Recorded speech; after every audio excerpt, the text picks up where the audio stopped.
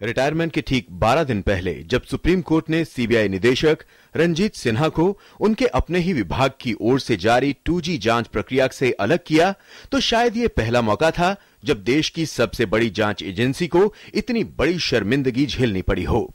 ये एक ऐसा झटका था जिसने न केवल सीबीआई बल्कि रंजीत सिन्हा की भी विश्वसनीयता पर बट्टा लगा दिया।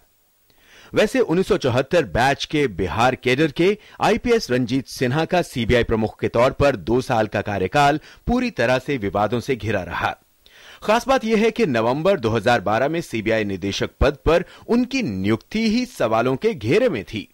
यूपीए सरकार ने राज्यसभा की सिलेक्ट कमेटी की उस सिफारिश के ठीक पहले रंजीत सिन्हा का चयन कर लिया था, जिसमें कहा गया था कि सीबीआई प्रमुख की नियुक्ति कोलोजियम सिस्टम से होनी चाहिए।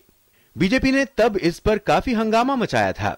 उस समय लोकसभा में नेता विपक्ष सुषमा स्वराज और राज्यसभा में नेता विपक्ष अरुण जेटली ने तत्कालीन प्रधानमंत्री मनमोहन सिंह को खत लिखकर कहा था कि कोलोजियम सिस्टम के कानून बनने तक नियुक्ति को रोक दिया जाए। बाद में सरकार ने सफाई दी थी कि सीबीआई को बिना डायरेक्टर के अधिक दिनों तक नहीं रख सकते। सीबीआई निदेशक बनने के बाद रंजीत सिन्हा बड़े विवाद में उस समय फंसे जब कोयला घोटाले की जांच से जुड़े हलफनामे को प्रधानमंत्री कार्यालय के अधिकारियों और तत्कालीन कानून मंत्री अश्विनी कुमार के साथ साझा करने को सुप्रीम कोर्ट ने गंभीरता से लिया।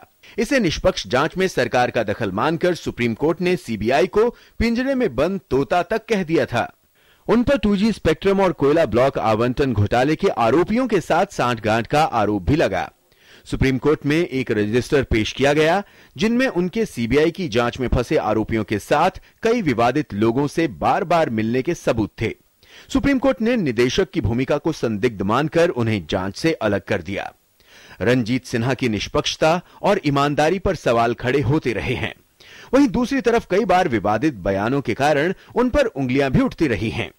निर्भया गैंगरेप के बाद रंजीत सिन्हा ने एक कार्यक्रम में कहा था कि अगर महिलाएं रेप ना रोक सकें तो उसमें आनंद लें।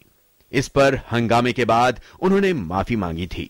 पिछले हफ्ते भी सीबीआई प्रमुख उस समय सुर्खियों में आ गए थे जब गुवाहाटी में देश के तमाम बड़े पुलिस अधिकारियों की बैठक में गृह मंत्री और प्रधानमंत्री के संबोधनों के दौरान वो ऊँघते हुए कैमरे में कैद हुए। कुल मिलाकर रंजीत सिन्हा चाहे या ना चाहे हमेशा सुर्खियों में ही रहे, और वो भी गलत कारणों से। इन्हीं वजहों से सिन्हा के कार्यकाल में सीबीआई की साख रसातल में पहुंच गई। नए सीबीआई निदेशक के लिए जांच एजेंसियों की साख को वापस लाना बड़ी चुनौती होगी। News night desk, DD news.